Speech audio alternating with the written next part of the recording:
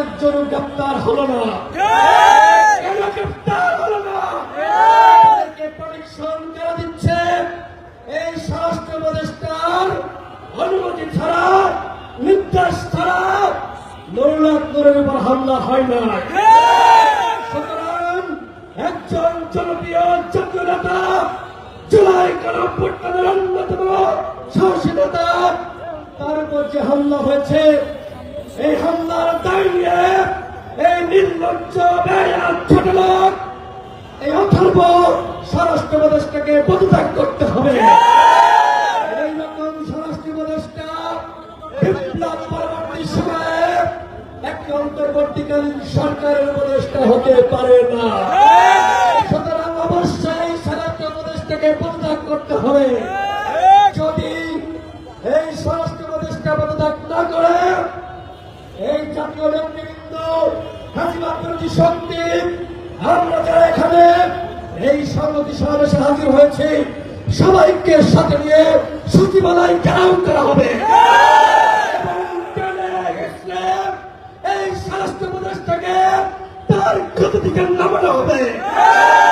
আমার সর্বশেষ কথা, আওয়ামী লীগ যে অপরাধ করেছে, জাতীয় পার্টি কি একই অপরাধ করে নাই? সাবেক প্রধানমন্ত্রী বেগম খালেদা জিয়া তার বাথরুমে সিসিটিভি ক্যামেরা লাগানোর কথা বলেছিল, সেই মশিউর রহমান রাঙ্গা ওর পাশে লাল করতে হবে। ও এখন কোথায় আছে? ওকে খুঁজে বের করে ওর পাশে লাল করে দিতে হবে। বন্ধুরা, আপনারা যারা এই যে গণঅভ্যুত্থানে করেছিলেন, আপনারা কিন্তু ভালো থাকতে পারবেন না, আমাদের কেউ লাল করে দিবে। ইতিমধ্যে ভারত একটি চক্রান্ত ষড়যন্ত্র শুরু করেছে, আবারও জাতীয় পার্টিকে বিরোধী দল বানাবে।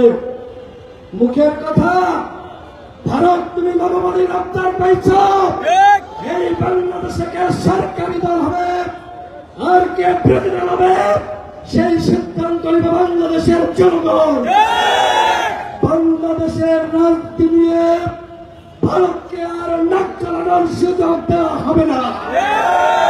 বাংলাদেশের রাজনীতি কোথায় যাবে, আমাদের দেশ কোথায় যাবে, সেই সিদ্ধান্ত নিব আমরা যারা এখানে আজকে সমবেত হয়েছি। এই ফাঁসিবাদ বিরোধী শক্তি আওয়ামী লীগ যে পথে গেছে, চাপাকেও সেই পথে দিল্লিতে পাঠাতে হবে।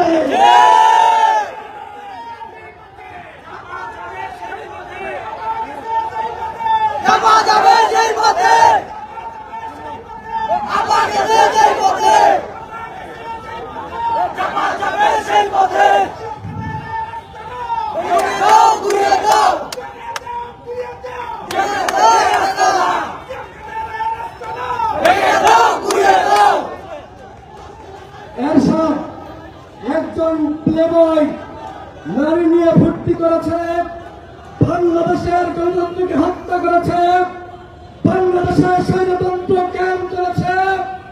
সেই এরশাদের জাতীয় পার্টি বাংলাদেশে কিভাবে 90-এর পরে রাজনীতিতে পুনর্বাসিত হলো, এর দায় রাজনৈতিক দলগুলোকে নিতে হবে। সেই সময়কার নেতৃত্ব ভুল করেছে। 24 পরবর্তী সময়ে আমরা যারা গণঅভ্যুত্থানের প্রেক্ষাপট তৈরি করেছি, নেতৃত্ব দিয়েছি, আমরা জাতীয় পার্টিকে বাংলাদেশে রাজনীতি করতে দেব না, দেব না, দেব না।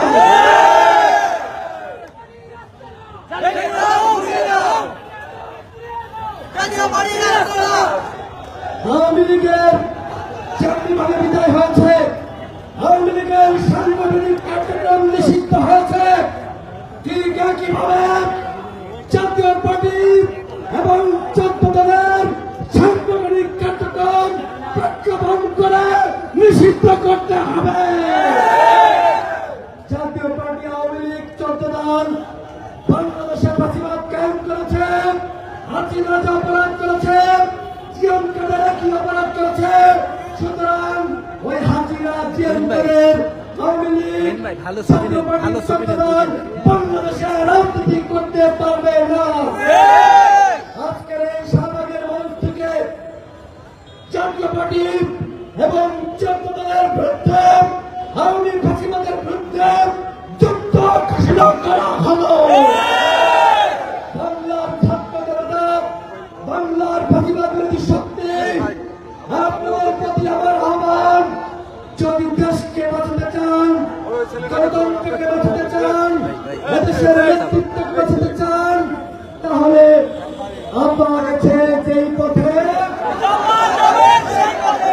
চাপাকেও সেই পথে পাঠাতে হবে। আজকের এই সমাবেশে যে সকল জাতীয় নেতৃবৃন্দ উপস্থিত হয়েছেন, আমরা সবাই হাতে হাত ধরে আমরা একতাবদ্ধ হয়েছি। কোন জাতিকে আমরা দেখাতে চাই, ঠিক একইভাবে বাংলাদেশের জনগণকে বলবো, আপনারা একতাবদ্ধ হন, অন্যথায় আগামীতে আমরা যদি সরকার সবাই মিলে গঠন করি, আমাদেরকে কিন্তু ক্ষমতায় থাকতে দিবে না। আজকে দেশটাতে আপনারা দেখেছেন ছাত্রলীগ, আওয়ামী লীগ কিভাবে মিছিল করেছে। ওরা কিন্তু কখনো জাতীয় পার্টির কাঁধে ভর করে, কখনো ফ্যাসিবাদের শক্তি হয়ে এই প্রশাসন, পুলিশ, সচিবালয়ে যারা রয়েছে ওরা কিন্তু ফিরে আসার চেষ্টা করছে। সুতরাং বাঁচতে চাইলে একতাবদ্ধ হন। আজকে আমরা সবাই দাঁড়াবো, হাতে হাত থেকে শপথ করবো, ফ্যাসিবাদের ঠিকানা এই বাংলায় হবে না।